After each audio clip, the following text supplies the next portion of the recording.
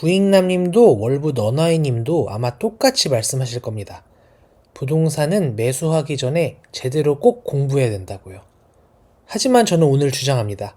부동산을 공부하는 게 사실은 진짜 문제라고요. 부동산 공부하는 방법 이제 너무 유명해졌습니다. 어떤 유튜브에 보니까 이런 6가지들을 잘 공부하면 된다고 하더라고요. 실제로 열심히들 하시고요. 하지만 저는 질문하고 싶습니다. 그래서 내 집 마련 하셨나요? 오랜 기간 동안 부동산 컨텐츠에 중독돼서 그냥 즐기고 계신 건 아닌가요? GPT에 물어봐도 내 집 마련 하는데 평균 3에서 6개월 정도 걸린다고 하는데요. 사실 저는 이 기간도 너무 길다고 생각해요. 세상이 언제 바뀔지 모르고요. 특히 최근에는 집값이 정말 많이 올랐죠. 그래서 저는 3에서 6개월이 아니라 한 달 이내에 내 집 마련하려면 어떤 프로세스를 거쳐야 하는지 한번 정리를 해봤고요. 이거 스스로 잘 하실 수 있다면 유료 강의도 필요 없고 상담도 필요 없습니다. 이 방법들 오늘 같이 저랑 찬찬히 살펴보실게요. 첫 번째, 사람들이 많이 착각하는 게 단지부터 접근을 합니다. 혹은 부동산의 어떤 좋은 물건을 찾는 법 이런 거 접근을 하는데요. 사실 가장 먼저 해야 되는 건 보유 현금을 확인하고 대출 가능액을 확인해야 합니다. 처분 가능한 자산은 얼마나 있는지도 점검해보고 대출 가능액에 따라서 내가 얼마를 한 달에 갚을 수 있는지 스스로 점검해보는 게 가장 중요합니다. 왼쪽은 실제 사례예요. 대출 상품을 몰라서 월에 얼마 갚아야 되는지도 제가 처음 질문해서 아셨다고 하고, 그 다음에 자산을 부부가 합치는 방법도 처음 알게 되셔서 모르는 상태에서 카카오뱅크에 조회를 했더니 대출 금액이 이것밖에 안 된다라고 고민을 하시더라고요. 근데 이 개념 헷갈리지 않고 이제 혼인했을 때 소득 합산을 어떻게 하는지 확인하신 다음에 대출 가능 금액과 대출 금리가 나오면 한 달에 얼마를 갚아야 되는지 확인할 수가 있고, 그걸 기준으로 생각을 해보시면 내가 얼마짜리 집에 갈 수 있는지를 확인하실 수 있게 됩니다. 요거 사실 하루면 할 수 있는 건데 요거 먼저 할 생각을 못 하셔서 괜히 돌아가는 것 같습니다. 그 다음 단지를 선택하고 임장을 해야 되는데요. 두세 군데를 정해서 한 번에 살펴보시는 것을 추천드립니다. 저는 이거 일주일이면 될 것 같은데요. 요거를 직접 하지 않으시다 보니 저 같은 사람들도 유료 상담 프로그램을 팔기도 하고 어떤 사람들은 임장 수업을 팔기도 하고 이런 기회가 생겨버리는 것 같아요. 그리고 이 옆에 있는 내용은 진짜 재밌었어요. 제가 상담을 해드린 분인데 맞춤형 단지를 추천받으려 했는데 블로그 글로도 추천받을 수 있는 전형적인 단지 같아 아쉽다 라는 얘기를 하시더라고요. 근데 사실은요, 이전에도 많이 말씀드렸지만 부동산에 새로운 이야기, 인사이트 있는 이야기를 하는 것은 큰 의미가 없다고 생각해요. 그럼 결국에는 요 아래 4가지 절차 하실 수 있으면 어떤 것도 필요 없다니까요. 스스로 결정하실 수 있어요. 예를 들면은 9억이의 아파트를 찾고 있다. 그럼 네이버에서 9억이의 아파트 검색해보세요. 정말 좋은 블로그 글들이 많습니다. 그들이 공통으로 이야기한 단지를 찾아보시고 그 단지에 대해 어떤 이야기 남기셨는지를 보시면 어떤 기준으로 사람들이 단지를 골라내는지를 파악하실 수 있으실 거예요. 그리고 유튜브에도 9억이의 아파트 검색해보시면 굉장히 좋은 컨텐츠들이 많이 나오죠. 제 컨텐츠도 나오네요. 아무튼 이런 것들 살펴보시면은 사실 거기서 절반 이상이 해결됩니다. 그리고 그렇게 찾아본 단지들 중에서 공통적인 거 왜 골랐는지 파악하시는 것도 하고, 그리고 또 여러 후보군 중에 급지가 가장 좋은 단지, 아주 단순하게 생각하면 평당가가 가장 높은 단지를 시작해서 내림차순으로 정리해보세요. 그리고 거기에 플러스 알파로 내 상황에 맞는 단지를 찾는 겁니다. 나는 이제 학군이 필요할 것 같아. 나는 직주 근접이 중요해. 주변 인프라가 중요해 등등 내 생애 주기에 따라서 뭐가 좀 더 중요해지는지는 달라지기 때문에 그거는 이제 한번 내 스스로에게 물어보면서 내가 어떤 곳에 실거주해야 만족할 수 있을지를 파악하는 것도 참 좋을 것 같습니다. 그리고 더 쉬운 방법이 있어요. 네이버 부동산만 제대로 활용해도 1차적인 필터링이 가능합니다. 상단의 조건값을 매매로 설정하고 원하는 가격대 설정하고 20평 이상 설정하고 세대수는 500세대 이상으로 맞춰보세요. 뭐 예외도 있겠습니다만 지금은 그걸 이야기할 단계는 아닙니다. 그렇게 한 다음에 나온 단지들을 보시고요. 요런 검토 포인트들 한번 확인해 보시면 좋을 것 같아요. 주변 지역에 개선의 여지가 있는지, 예를 들면 새로운 일자리가 생긴다든지, 재개발을 한다든지 이런 부분들을 체크해 보면 좋고요. 또 이전에 거래가 충분히 자주 잘 일어나는지 확인해 보시고, 그런 기간에 너무 하락 거래, 급매만 있는 건 아닌지를 꼭 살펴보세요. 저가 단지들 중에서 다른 조건이 다 좋고 심지어 뭐 대단지인데도 제가 추천하지 않는 경우들이 있거든요. 걔네가 딱 요런 경우입니다.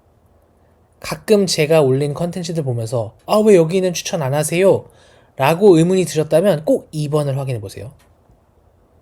그리고 3번 온라인상에 충분히 언급이 자주 되는 단지라면 나쁘지 않습니다. 뭐 이렇다고 수익률이 더 좋은 단지냐 이런 건 아닌데요. 그래도 이런 것들이 하락장이건 상승장이건 잘 거래가 되기 때문에 나중에 갈아타기 할 때 유리합니다. 또 인근 대장단지랑 상승 시작 지점이 크게 다르지 않았으면 좋겠고요. 뭐 호갱론화에서 디테일한 다른 주관적인 정보들도 확인해 보시면 좋겠습니다. 그리고 이런 생각 사실 많이 들어요. 주식 있잖아요. 너무 갑자기 주식 이야기이긴 한데 주식도 사실 우리가 제대로 알아보고 시작을 하시나요? 라고 질문해 본다면 여기에 당당하신 분들이 생각보다 없을 거예요. 대부분 주식을 매수하고 나서야, 그리고 어떤 일이 닥치고 나서야 자세히 공부하게 되는 사람들이 많거든요. 그래서 뭐 꼭 그렇게 하자는 거 아니고 이 이야기 좀 자극적일 수 있습니다만 부동산은 일단 매수를 해보고 거기서 어떤 걸 느끼면서 갈아타기를 해보게 된다거나 다주택자가 된다거나 이런 면도 사실 있거든요.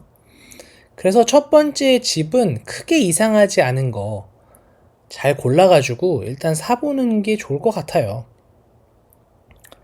사실 그리고 제대로 충분히 알아본다는 개념도 저는 잘 모르겠어요. 얼마나 해야 제대로고 얼마나 해야 충분히 하는 건지, 그래서 그걸 따지기보다는 오늘 말씀드린 범위에서 공부를 해서 후보군을 좁히시고 그 중에서 내 여력에 맞는 거 매수해보고, 그래서 실거주의 가치를 느끼면서 그리고 부동산 투자의 묘미를 느끼면서 그 다음을 노려보는 것도 저는 뭐 중요한 방법이라고 생각합니다. 물론 이거를 하기에 너무 두렵고 도저히 못하겠다고 하면 저는 다른 사람들, 전문가들 레버리지 하는 거, 그것도 역시 나쁘지 않다고 생각해요. 그리고 마지막 단계 이렇게 선택을 하고 나서 부동산 투어도 하고 거래 체결도 하면 되는데요. 이거는 항상 전에도 이것도 되게 많이 말씀드렸는데 뭔가 비법이 있다거나 요령이 있다고 생각하시면서 뭘 배우려고 하세요. 근데 대단한 거 없고요. 그냥 사람 대 사람이 만나서 하는 일입니다. 그래서 막 부동산에 전화해서 뭐가 좋나요? 뭐 이런 얘기 하지 마시고 그냥 정말 진심으로 나는 매수할 마음이 있는 거니까 네이버 부동산에서 본 이 매물 볼 수 있냐? 라고 연락을 드리면서 약속을 잡으시는 걸 추천드리고요. 그리고 사람 대 사람이 하는 일이니까 또 전화를 한다거나 만났을 때 쎄하면 그냥 서로 안 맞는 거예요. 그 사람이 나쁘다는 게 아니라 안 맞는 거니까 그런 부동산은 후보에서 제외시키면 좋습니다. 그리고 또 역시 사람 대 사람이 하는 일이니까 물량 공세, 뭐 한두 푼 아끼지 마시고 큰 거래 하는 거니까 부동산 사장님의 마음을 사보는 거 좋고요. 그리고 그렇게 한 다음에 나중에 거래 체결할 때는 부가 비용들, 세금이나 인테리어 되게 많이 따져보셔야 되는데요. 이것도 사실 부동산 사장님들의 조언을 받을 수 있는 부분이 분명히 있어요. 저는 그런 경우가 되게 많았거든요. 그럴 수 있고요. 대출은 다시 한번 꼭 확인을 하시되 은행이나 상품에 따라서 매매가를 기준으로 하는 경우도 있고 KB 시세를 기준으로 하는 경우도 있어서 이런 거는 상승장 하락장마다 뭐가 유리한지가 좀 달라지거든요. 이런 부분들 미리 체크하시면 좋겠습니다. 요 정도 설명하면 아마 좀 아쉬운 부분이 있으실 것 같아서 예상되는 질문을 말씀드리려고 하고요.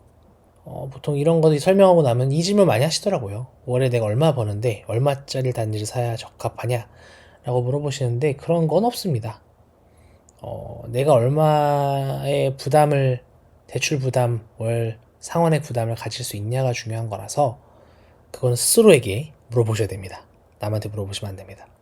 그리고 현금이 얼마 있으면 서울 아파트 노릴 수 있냐는 질문도 많이 하시는데요. 그것도 방법에 따라 너무 달라요. 내가 실거주를 하냐에 따라서도 다르고 갭을 끼냐에 따라서도 다르고 점점 더 어려워지긴 하겠지만 갭에 후순위까지 끼면 또 다르죠. 그래서 이것도 구체적인 현금 계획을 스스로 세워보시는 게 가장 좋습니다. 왕도가 없는 부분입니다. 그리고 또 그런 고민 하세요. 얼마 5천밖에 없는데 서울 아파트 중에서 좀 저렴한 걸 사는 거 아니면 경기도 아파트 사는 건 어떠냐 라는 질문도 많이 하시는데요. 굳이 이제 기준을 꼽자면 저는 그래도 최소 1억, 현실적으로는 2억 정도 현금을 모으셔야 된다고 생각을 하고요. 그러면 또 얘기하시겠죠. 5천 모으는 거 얼마나 힘들었는데 어떻게 더 모으시라고 말씀하시는 겁니까? 하실 수 있는데 저는 2단계에서는 제가 부동산을 주로 다루고 있긴 하지만 직장인이라면 주식, 코인, 채권 등 다른 자산을 안정적으로 다루는 방법을 먼저 체득하시는 걸 추천드리고 싶습니다. 지금 시기가 좋지 않아서 미국 주식 이렇게 막 떨어지고 있는데 무슨 얘기 하는 거야 라고 하실 수 있겠습니다만 영원한 하락이라는 건 없고요. 우량한 것들 잘 골라내서 좋은 타이밍에 사는 방법 아시면 크게 손해보지 않고 자산을 불리실 수 있기 때문에 이 부분 꼭 공부하시고 체득하시길 바랍니다.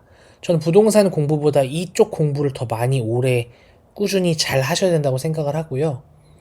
그렇기 때문에 저도 기회가 닿는 대로 부동산뿐만 아니라 앞으로는 주식, 코인, 채권을 직장인으로서 어떻게 투자해야 되는지를 계속 설명드릴 수 있도록 해볼게요.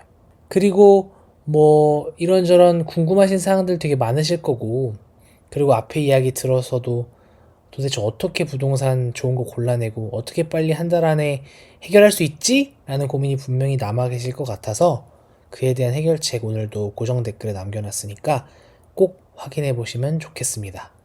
오늘도 영상 끝까지 시청해 주셔서 감사하고 지금까지 소심자였습니다.